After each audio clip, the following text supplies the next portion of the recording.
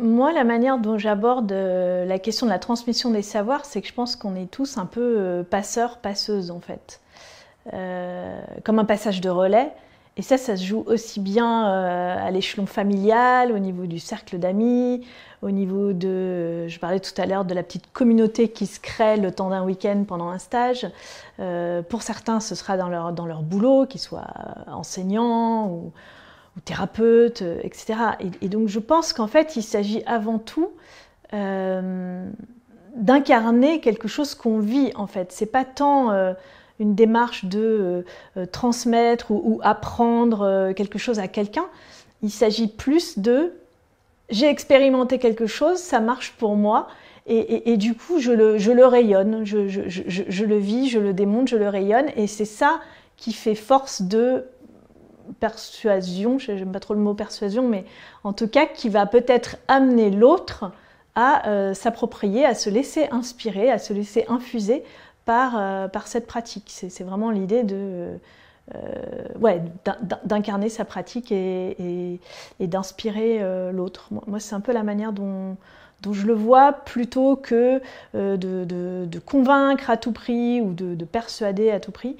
Et puis l'autre chose que je voulais dire aussi, c'est que pour moi, en fait, la notion de transmission, elle passe avant tout par la notion d'interaction.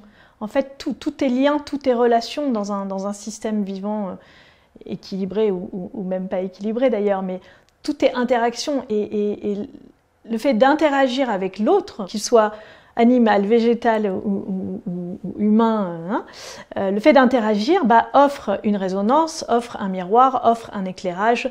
C'est un peu ce que tu disais tout à l'heure avec je place ma conscience dans le chat, finalement, c'est d'avoir cette espèce d'agilité, pas mentale, parce qu'il ne s'agit pas que de mental justement, mais cette agilité de la conscience d'aller se balader, se déplacer et créer des interactions.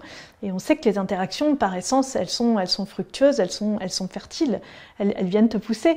Et c'est intéressant aussi d'aller se confronter à justement l'autre qui ne pense pas comme moi, parce que sinon, on est tout le temps avec soi.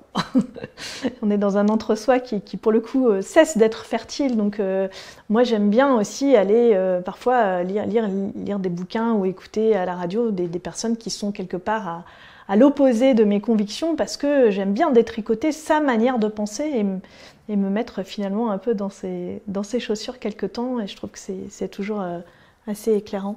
Ouais, et puis on a pu remarquer que il y a aussi quelque chose de fertile qui naît entre justement un rapport comme ça, qui n'est pas un rapport de force, mais qui est un rapport de cohérence, et dans les champs de résonance en fait, dans les singularités que porte l'un l'autre, il y a ce nouveau qui émerge en fait, qu'on n'aurait pas forcément contacté seul. Je crois que c'est ce que touche aussi une certaine partie de la science aujourd'hui. C'est ce côté où en fait la transmission de savoir nous traverse. Ça a été nommé parfois qu'une même invention a été trouvée à différents endroits sur Terre à peu de temps d'écart. Et ça, c'est assez fascinant en fait de penser à ça. Ça nous mène, nous humains, à une échelle aussi, peut-être, on ne va pas faire une pyramide, mais je veux dire, pour ne pas se mettre en dessous, mais où on est aussi en réception de l'énergie source qui nous traverse et des champs de conscience. Il y a des avancées assez importantes sur la non-localisation de la conscience aujourd'hui, hein, c'est un débat au cœur de la science. Je crois que en tout cas dans nos ressentis, c'est quelque chose qu'on peut toucher, du fait que le fait d'être passeur nous permet d'être au service. Et là, il y a quelque chose qui est très en accord avec les lois du vivant, en fait. Et comme tu l'as dit tout à l'heure, quand on essaye de convaincre, il y a quelque chose qui force. Et on n'est plus dans cette énergie-là aujourd'hui. Forcer, c'est quelque chose qui va être, à mon sens, à l'inverse de ce qui peut émerger justement entre deux personnes ou entre deux sujets. Et donc, être dans cette approche plutôt d'être au service comporte tellement de richesses pour notre monde en transformation. Peut-être qu'à une certaine époque, on avait cette idée d'être un peu dans le sacrifice de soi. plus dans une énergie paradigme du siècle passé. Peut-être qu'aujourd'hui, le sacrifice, dans son étymologie latine, c'est plutôt de porter le sacré, de faire le sacré autour de soi. Donc en tant que passeur, je permets à la vie d'être dans une harmonie et d'être dans son intelligence. Donc c'est vrai que c'est un terme qu'on aime beaucoup aussi, le terme de passeur et de transmission de savoir. Moi j'aime bien l'image du chantier participatif aussi, où finalement on se retrouve à une dizaine. Il y a peut-être une personne qui est un petit peu plus sachante, parce que elle porte la conduite du chantier. Mais en définitive, il se forme quelque chose d'extrêmement organique et dans lequel on n'a pas 10 personnes qui apportent chacune ce qu'elles ont apporté, mais il se forme quelque chose de plus que la somme des 10 personnes en fait. Et ça, c'est très visible dans la matière quand on vit un chantier participatif. Au-delà de l'effort incroyable qui est démultiplié par le fait qu'il y ait 10 personnes qui se réunissent sur une journée pour restructurer tout un potager ou je ne sais quoi, et il y a cette espèce de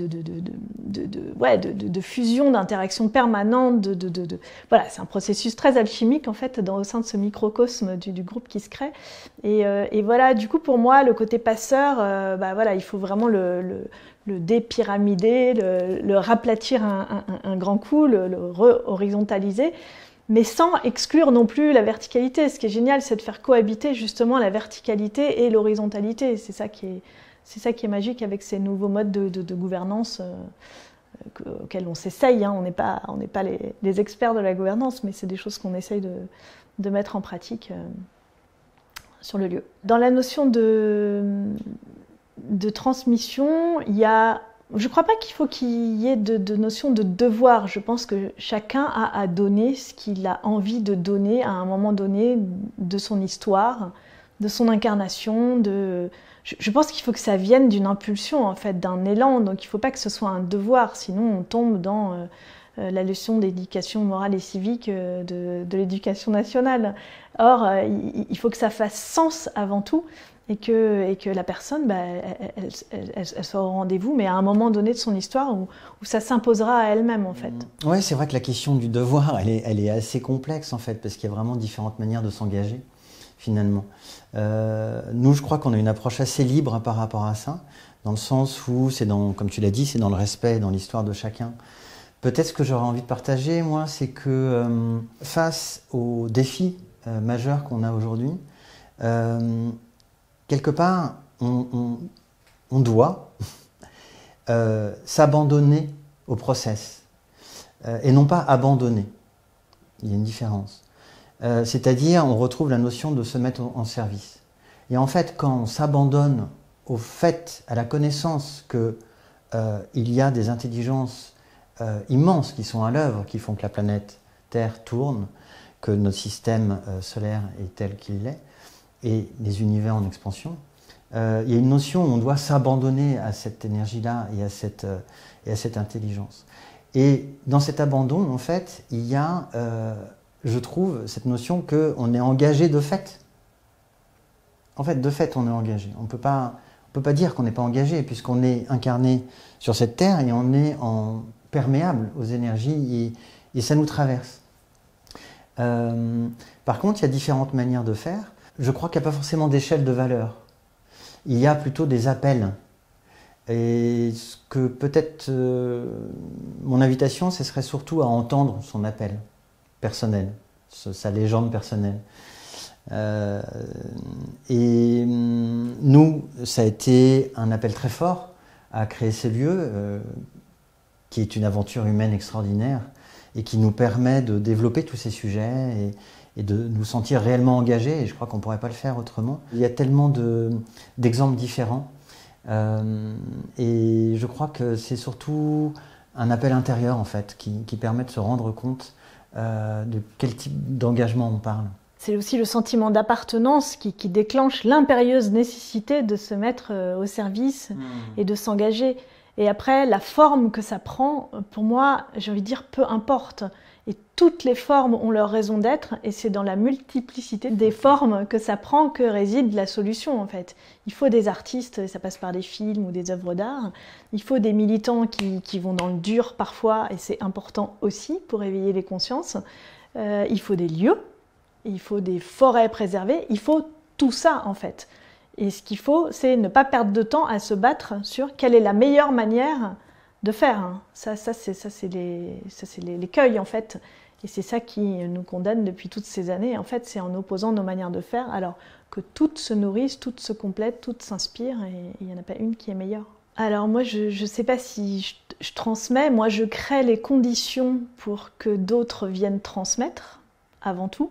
Je ne sais pas si c'est juste, je sais que c'est juste pour moi, et après, c'est à l'autre de décider si il s'en inspire ou pas.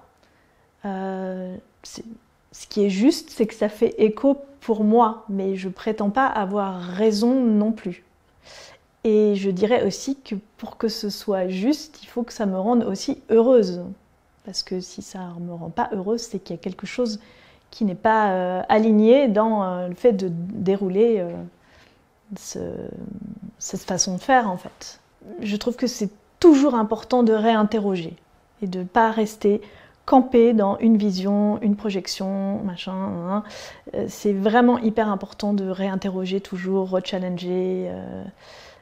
C'est un peu conceptuel dit comme ça, mais voilà.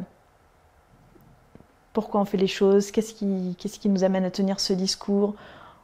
Pourquoi est-ce qu'on pourrait penser que l'autre a pris la mauvaise route? Voilà. Et toujours de faire cet effort de se replacer là où il est, lui, en fait. Voilà. Cette agilité dont je parlais tout à l'heure. Et puis, on en parlait tout à l'heure, je crois que ce qui nous paraît d'une manière très claire, juste, c'est quand on ressent qu'elle vient du cœur et que c'est une énergie qui est pas que celle de la raison. Et voilà, dans la transmission, c'est ça aussi ce qu'on peut ressentir, le fait que c'est comme une évidence en fait, c'est comme une évidence, c'est quelque chose qui se pose. Voilà.